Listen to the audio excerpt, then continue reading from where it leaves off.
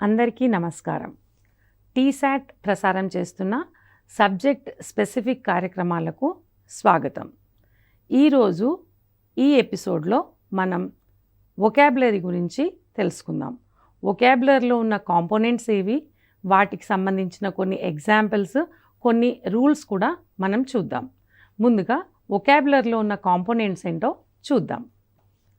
Some components of vocabulary: synonyms, antonyms, affixes, one-word substitutes, homophones, homonyms, homographs and spelling. So వీటన్నిటికి సంబంధించిన examples, వీటన్నిటికి సంబంధించిన explanation మనం ఈ ఎపిసోడ్లో చూద్దాం. ముందుగా synonyms. What are synonyms? Synonyms are words having similar meanings. If you look at the word synonym, it is made of two words, syn and onym, meaning same name.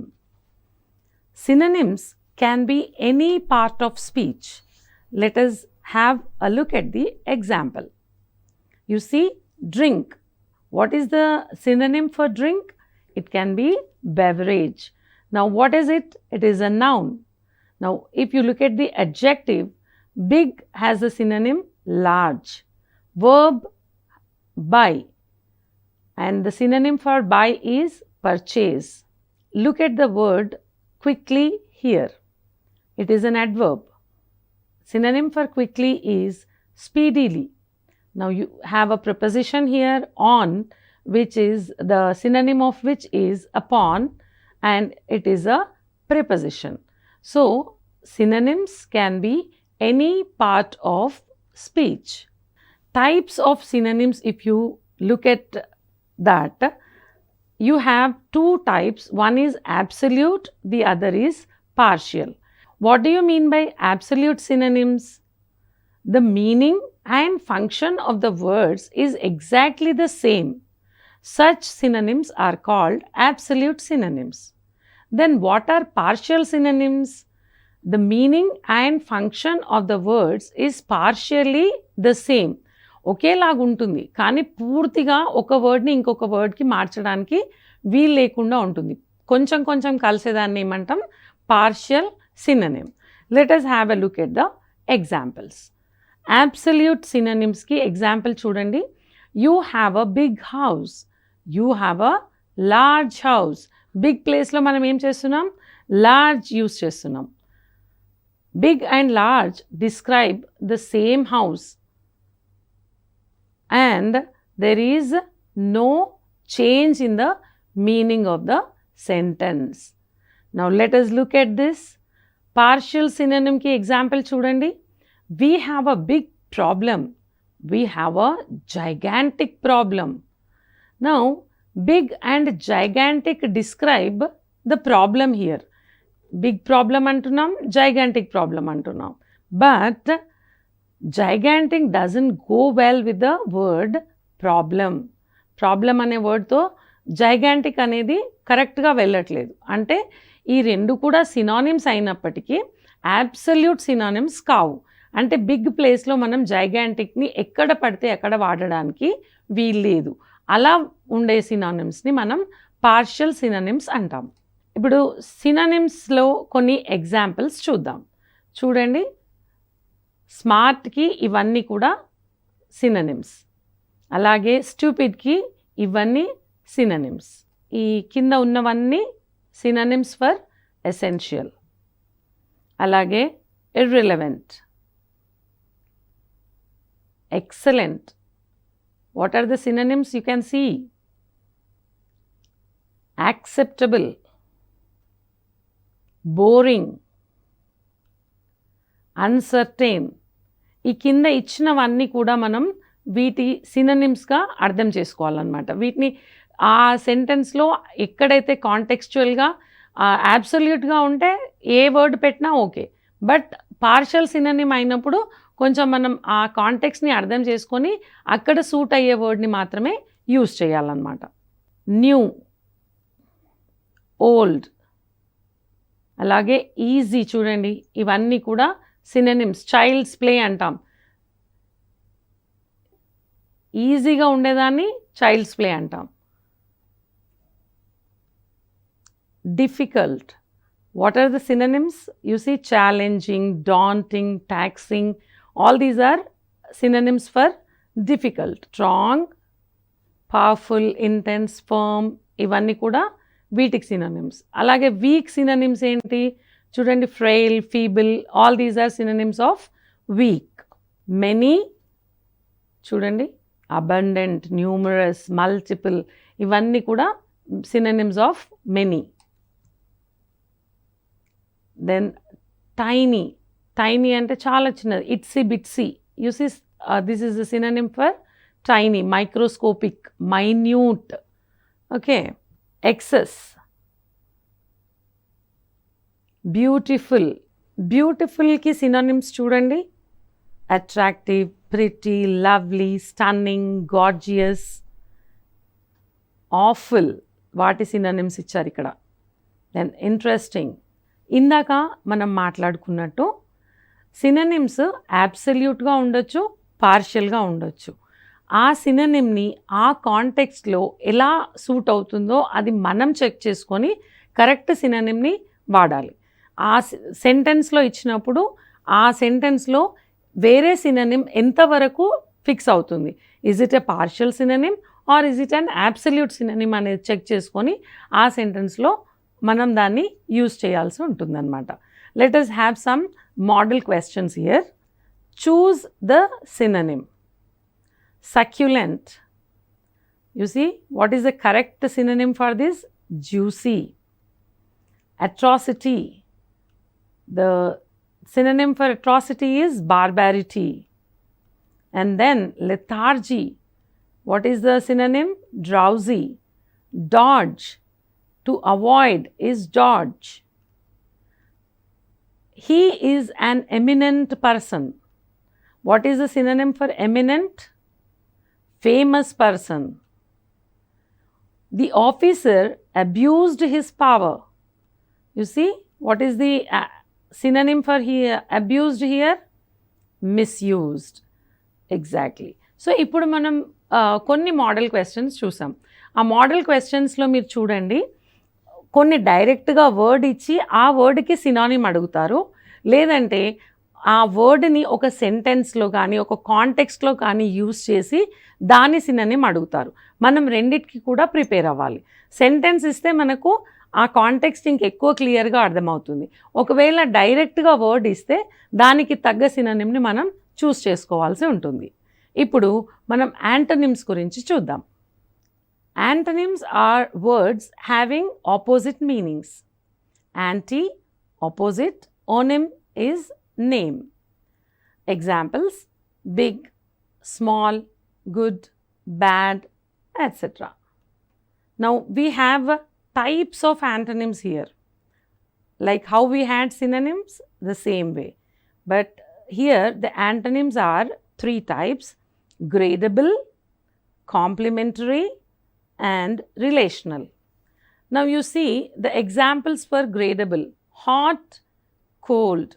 Now if you look at this example, there could be a medium one here. It could be a warm thing. Okay, so gradable ante enti చూడండి, hot అంటే extreme hot, cold అంటే ఇది చల్లగా అని అర్థం. So ఈ రెండిటి మధ్యలో కూడా ఏవైనా మధ్యలో రావడానికి అవకాశం ఉంది. హాట్కి కోల్డ్కి మధ్యలో ఏం రావచ్చు, వామ్ రావచ్చు. సో అట్లాంటప్పుడు మనం దాన్ని గ్రేడబుల్ యాంటనిమ్స్ అంటాం. అంటే ఒకటి కంటే వాటికి గ్రేడ్ అనేది వాటికి ఎక్కువ ఉన్నప్పుడు దాన్ని గ్రేడబుల్ యాంటనిమ్స్ అంటాం. ఇప్పుడు ఇంకో ఎగ్జాంపుల్ చూడండి, ఎంటీ, ఫుల్ అంటున్నాం. అంటే ఎంటీ అయితే ఉండాలి, లేకపోతే ఫుల్గానే ఉండాలని లేదు కదా, మధ్య కూడా ఫిల్ అయ్యి ఉండొచ్చు, కొంచెం కూడా ఫిల్ అయ్యి ఉండొచ్చు. సో ఇట్లాంటి వాటిని ఏమంటాం మనము, గ్రేడబుల్ యాంటనిమ్స్ అంటాం. ఇంకా సెకండ్ యాంటనిమ్ చూడండి, సెకండ్ టైప్ ఆఫ్ యాంటనిమ్ ఏంటి, కాంప్లిమెంటరీ. ట్రూ, ఫాల్స్ అంటే ఇది ఒకదాన్ని ఒకటి కాంప్లిమెంట్ చేస్తాయన్నమాట. ఒకటి లేకపోతే ఇంకొకటి ఇన్కంప్లీట్. ట్రూ, ఫాల్స్ రెండు ఉండాలి. డెడ్ అంటే అలైవ్. సో ఒకదాన్ని ఒకటి కాంప్లిమెంట్ చేసే యాంటనిమ్స్ని మనం కాంప్లిమెంటరీ యాంటనిమ్స్ అంటాం. సో రిలేషనల్ యాంటనిమ్స్ అంటే ఒకదాంతో ఒకటి రిలేషన్ ఉన్నాయి, అవి ఇండివిజువల్గా ఎగ్జిస్ట్ కావు. సో వైఫ్ ఉంది అంటే తప్పనిసరిగా హస్బెండ్ అనమాట. వైఫ్ ఎప్పుడు అవుతుంది? హస్బెండ్ ఉంటేనే వైఫ్, అట్లా అనమాట. ఓపెన్ ఎప్పుడు చేస్తాం? క్లోజ్ చేస్తేనే ఓపెన్. సో ఒకదాంతో ఒకటి ముడిపడి ఉన్నటువంటి యాంటనిమ్స్ని మనం రిలేషనల్ యాంటనిమ్స్ అంటాం.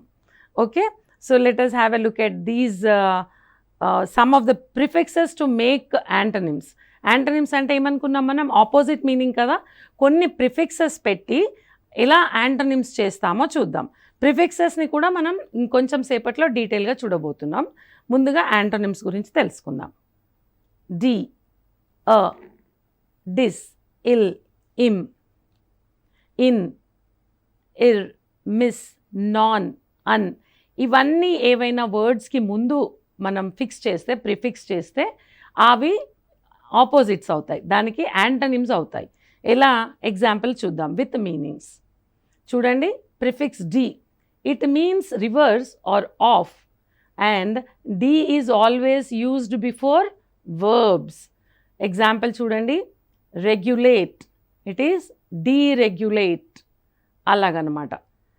సో ఇంకొక ప్రిఫిక్స్ని మనం చూద్దాం, that is a, that means without. A is used as a negative prefix before words beginning with consonant. చూడండి, పొలిటికల్, apolitical. అలాగే సిమెట్రీ, సిమెట్రీ అనే వర్డ్ ముందు మనం ఏ యాడ్ చేస్తే ఏమవుతుంది? అది ఏసిమెట్రీ, దాని ఆపోజిట్ అనమాట, సిమెట్రీ లేకుండా ఉండడం. సో ఇలా మనం వర్డ్స్ ముందు కొన్ని ప్రిఫిక్సెస్ యాడ్ చేసి వాటిని యాంటనిమ్స్గా మార్చవచ్చు. డిస్, it means not or opposite of. This is used as a negative prefix before words which begin with a vowel or a consonant.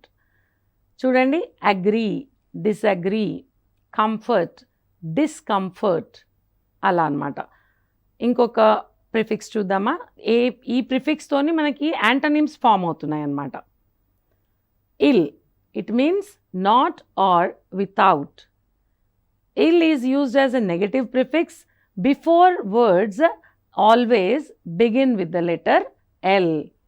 ఏవైతే ఎల్తో బిగిన్ అవుతాయో ఆ వాటికి మనం ఐఎల్ అనేది ఫిక్స్ చేసి వాటిని ఆపోజిట్స్గా మారుస్తాం. Legal, illegal, logical, illogical. Im, IM, ఈ ఐఎం అని అంటే కూడా దాని అర్థం ఏంటి? Not or without. ఇది దేనికి ప్రిఫిక్స్గా వాడతాము? the words that begin with B, M or P. చూడండి, imbalance, immobile, imperfect. సో ఈ రూల్స్ గుర్తుపెట్టుకోవాలి మనం. ఇవి ఎక్కడ ఏ లెటర్తో బిగిన్ అయ్యేటప్పుడు వాడతాము అనే రూల్స్ని మనం గుర్తుంచుకోవాలి. ఇన్ అంటే కూడా ఇది కూడా నెగటివ్ ప్రిఫిక్సే. దేని ముందు వాడతాం ఇది? With all the words that begin with the vowels but except I or U. A, E, I, oh, you ఉన్నాయి కదా మనకి. సో ఏ, ఈ, ఓ వీటితోని బిగిన్ అయ్యే వాటికి మాత్రమే ఇన్ వాడాలి. ఐ అండ్ యూతో బిగిన్ అయ్యే వాటికి ఇన్ ప్రిఫిక్స్గా వాడి దాన్ని యాంటోనిమ్ చేయలేము. సో చూడండి, యాక్యురేట్, ఇన్యాక్యురేట్.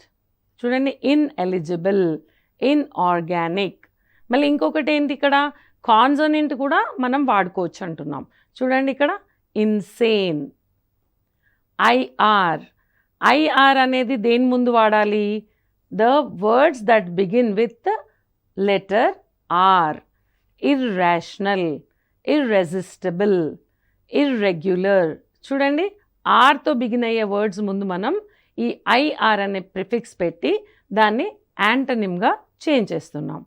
మిస్, చూడండి దాని మీనింగ్ ఏంటి? బ్యాడ్ ఆర్ రాంగ్ అని అర్థం. ఇది ఎక్కడ వాడతాం దాన్ని? ఎక్కడైనా ఏ వవెల్ ఉన్నా కాన్సనెంట్ ఉన్నా మనం మిస్ అనేది వాడచ్చు. చూడండి, understand, misunderstand, lead, mislead. So vowel ఉన్నా లేదా కాన్సనెంట్ ఉన్నా మనం మిస్ అనే ప్రిఫిక్స్ని వాడి వాటిని యాంటనిమ్స్గా మార్చవచ్చు. Let us see another prefix, non. It means not or without or lack of something. Now చూడండి, స్టాప్, నాన్ స్టాప్, ఇది ఆపోజిట్ కదా మనకి. Violence, non violence. సో ఇది దేని ముందు మనం వాడచ్చు? వవెల్ ఉన్నా వాడచ్చు, లేదా కాన్సనెంట్ ఉన్నా కానీ వాడచ్చు. నాన్ పెట్టడం వలన మనకి అది ఆపోజిట్ అవుతుంది. అన్ అనే ప్రిఫిక్స్ని వవెల్ ముందు లేదా కాన్సనెంట్ ముందు మనం వాడచ్చు. చూడండి, అన్ఏబుల్ ఏ ముందు వాడుతున్నాం, అన్నోన్ కే ముందు వాడుతున్నాం, అన్కంఫర్టబుల్ సి ముందు కూడా వాడుతున్నాం. అయితే ఇక్కడ కాన్సనెంట్స్, వవెల్స్ వాటికి సంబంధించిన రూల్స్ కొన్ని చూసాము. ఏ ప్రిఫిక్సెస్ పెట్టాలి అని కూడా మనం చూసాం. కానీ కొన్ని యాంటనిమ్స్ ఇలా ప్రిఫిక్స్ పెట్టడం వల్ల కాకుండా టోటల్గా ఒక కొత్త వర్డ్ రావడం వలన అది యాంటనిమ్ అని మనం తెలుసుకుంటాం. అంటే ఈ అన్ పెట్టడము, నాన్ ఇలాంటి ప్రిఫిక్స్లు పెట్టడం వల్ల కాకుండా కంప్లీట్గా న్యూ వర్డ్ ఉంటుందన్నమాట, అది యాంటనిమ్ లాగా. సో అలాంటి యాంటనిమ్స్కి కొన్ని ఎగ్జాంపుల్స్ మనం చూస్తాం. చూడండి, ఫాస్టిడియస్, అడ్జస్టబుల్, షాలో, డీప్. చూడండి, ఇమ్యూన్, వల్నరబుల్. ఇలా ఇవన్నీ ఏంటి? వీటి ముందు మనం ఇక్కడ చూడండి, మనకి ఎక్కడైనా అది కనబడుతోందా ప్రిఫిక్స్? కోర్స్ ఇక్కడ ఉందనుకోండి. ఇప్పుడు డిస్రెస్పెక్ట్లో డిస్ అనేది ప్రిఫిక్స్, కానీ దాని ముందు వర్డ్ ఏముంటుంది ఇక్కడ? రెస్పెక్ట్, డిస్రెస్పెక్ట్ వరకు ఓకే, బట్ ఇక్కడ వెనరేషన్ ఉంది. వెనరేషన్ అంటే కూడా రెస్పెక్టే. మరి దాని యాంటోనిమ్ ఏంటి? టోటల్గా డిఫరెంట్గా డిస్రెస్పెక్ట్ అని వస్తుంది. ఓకే, ఇప్పుడు అలాగే చూడండి మీరు, వేగ్, క్లియర్, ఇది టోటల్గా డిఫరెంట్ వర్డ్స్ అన్నమాట ఇవి. సో ఇర్రెగ్యులర్ యాంటనిమ్స్లో మనం వేరే ఒక ప్రిఫిక్స్ పెట్టి వాటిని యాంటనిమ్స్గా మార్చడం కాకుండా డైరెక్ట్గా కొత్త వర్డే యాంటనిమ్గా ఉంటుంది. చూడండి, ఇంకొన్ని ఎగ్జాంపుల్స్ ఉన్నాయి ఇవి. Now let us have a look at some sample questions. The water in the tank is deep. What is the opposite of deep? ఇందాకే అనుకున్నాం, shallow. It was a mild earthquake. చూడండి, strong. It is a fertile land. What is the opposite of fertile? Barren.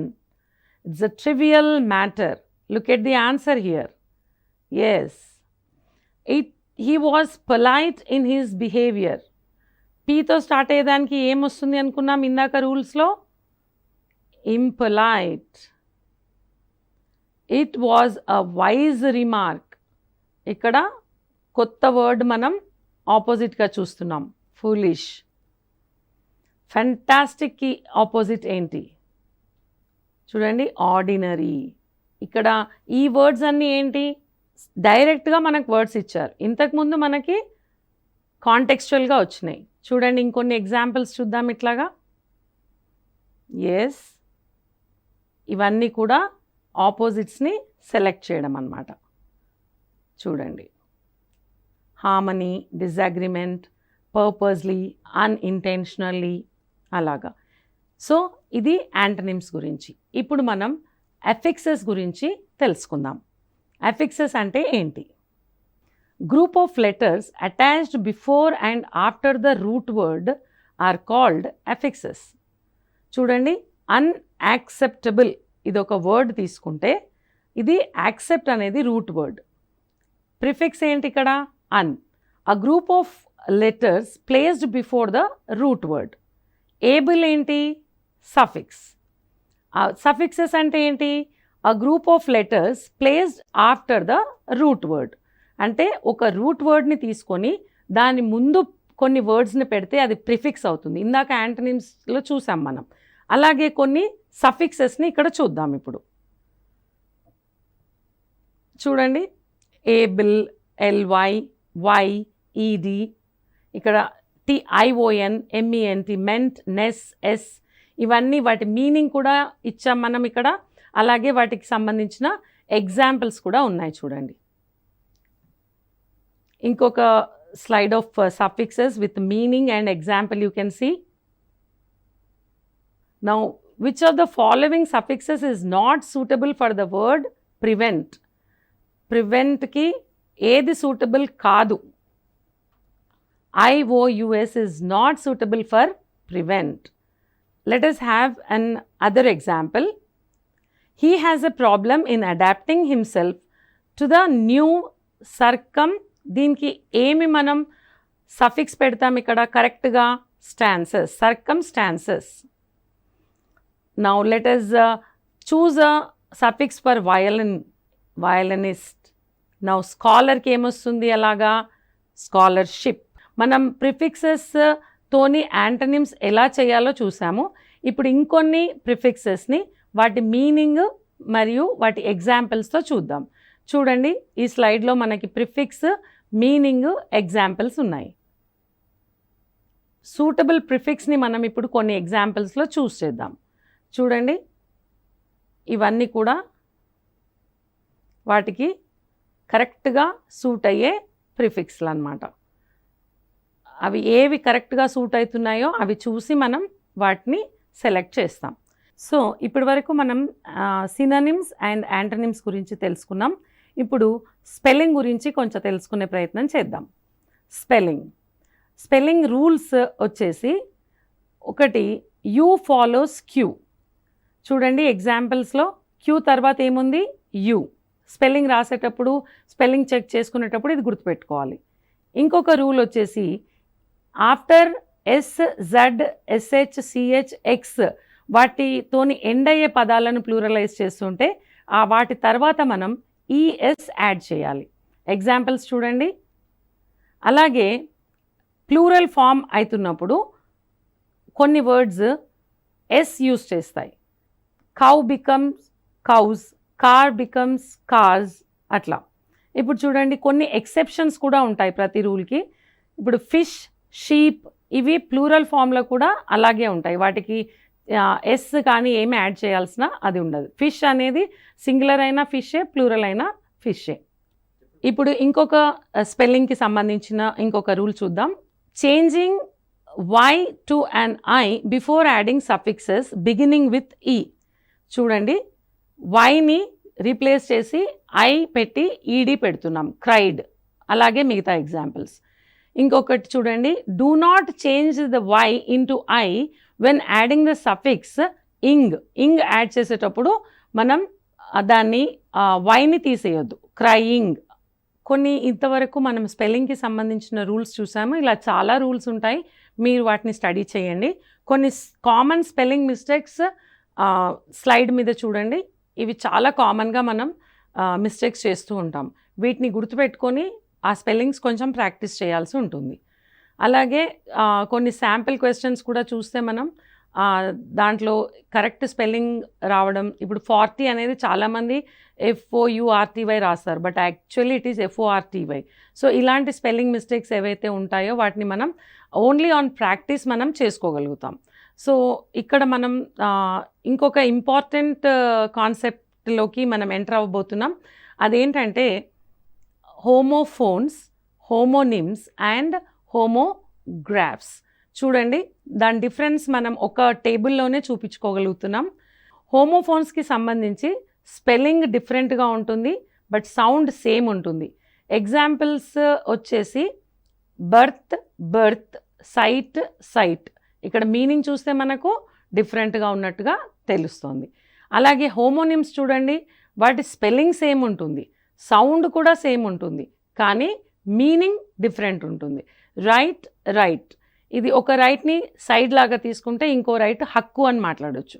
ఇప్పుడు bat, bat. ఒక bat ఏమో animal, ఇంకో bat ఆడుకునే bat, అలాగనమాట. అలాగే హోమోగ్రాఫ్స్ని చూడండి, వాటిలో స్పెల్లింగ్ సేమ్ ఉంటుంది, బట్ సౌండ్ డిఫరెంట్గా ఉంటుంది, మీనింగ్ కూడా డిఫరెంట్గా ఉంటుంది. ఎగ్జాంపుల్ చూడండి, దీన్ని లీడ్ అని చదువుతాం, దీన్ని లెడ్ అని చదువుతాం. లీడ్ అంటే మీనింగ్ వేరే, లెడ్ అంటే మీనింగ్ వేరే.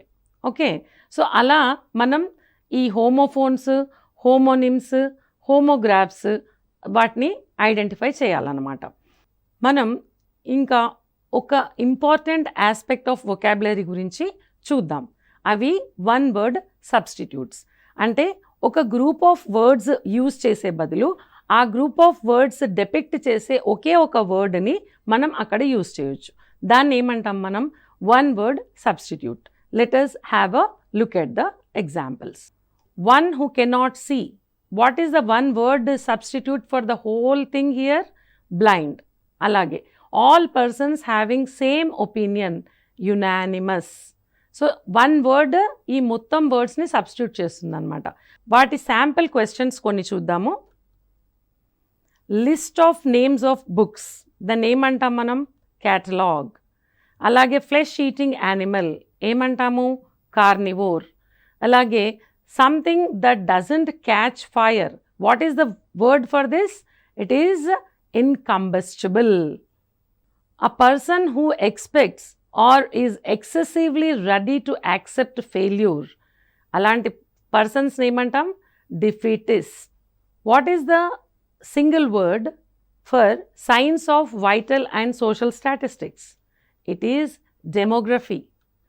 Let us have this one who studies the science of mind is a psychologist. Now the life story of a person written by himself or herself. What is it?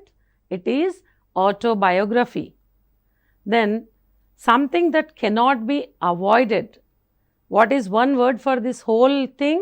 It is inevitable. Now you see, an inscription on a tombstone in the memory. You call it as epitaph. So వొకాబులరీలో ఉన్న different components అన్నమాట ఇవి. మనం ఈరోజు synonyms, antonyms, prefixes, suffixes, one word substitutes ఇలాంటివి చూసాం. ఇవి బాగా study చేస్తేనే మీకు లాంగ్వేజ్పై పట్టు వస్తుంది. దాని తర్వాత కాంప్రహెన్షన్ అలాంటివి డెవలప్ అవుతాయి. వొకాబులరీ మీద పట్టు సాధించడానికి మీరు ఈ ఎక్సర్సైజెస్ చేస్తూ ఉండండి, బాగా చదువుతూ ఉండండి. అప్పుడే వీటి మీద మీకు మంచి అవగాహన వస్తుంది. నేను ఇంకొక ఎపిసోడ్లో మళ్ళీ కలుస్తాను. అంతవరకు సెలవు.